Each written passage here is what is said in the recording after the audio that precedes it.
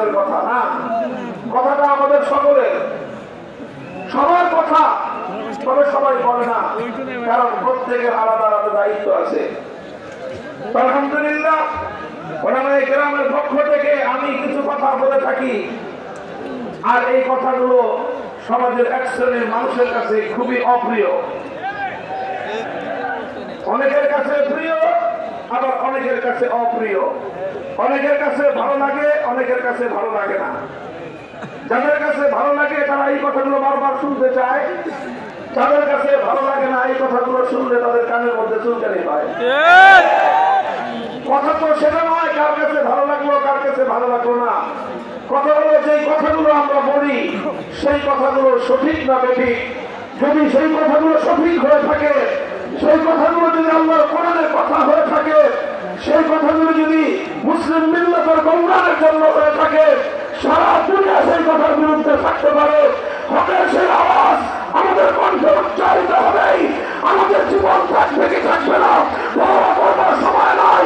আল্লাহ দিনের জন্য যখন কথা বলার শপথ নিয়েছি, জীবন বিপন্ন হলে এ দায়িত্ব থেকে চুল পরিমাণ বিচ্ছিন্ন হওয়ার অবকাশ নাই।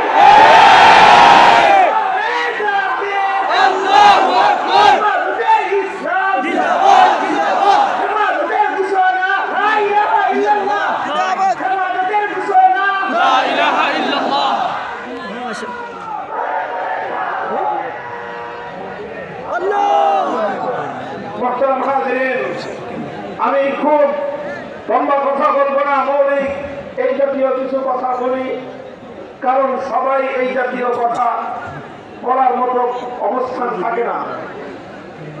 আমাদের হযরত শেখ হযরত রশিদুর রহমান হাফিজাহুল্লাহ পীর সাহেব হুজুর যেই কথা বলতে পারবেন, আর 10 জন আলেম সেই কথা বলতে পারবেন না। কারণ আল্লাহ পাক ওনাকে একটা ওজন দিয়েছেন, প্রভাব দিয়েছেন, মানুষের মধ্যে একটা গ্রহণযোগ্যতা আছে। আমাকে আল্লাহ পাক রব্বুল আলামিন আমার প্রধান শেখুল হাদিস আল্লামা আজিজুল হক রাহমাতুল্লাহ আলাইহির সম্পর্কের সুবাদে একটা অবস্থান দিয়েছেন। মুরব্বীদের স্নেহ, মমতা, ভালোবাসা এবং দোয়ার কারণে একটা অবস্থান আছে। সেই অবস্থান থেকে আমরা এই কথাগুলি বলি। সেই কথাগুলো আমাদেরকে বলতেই হবে।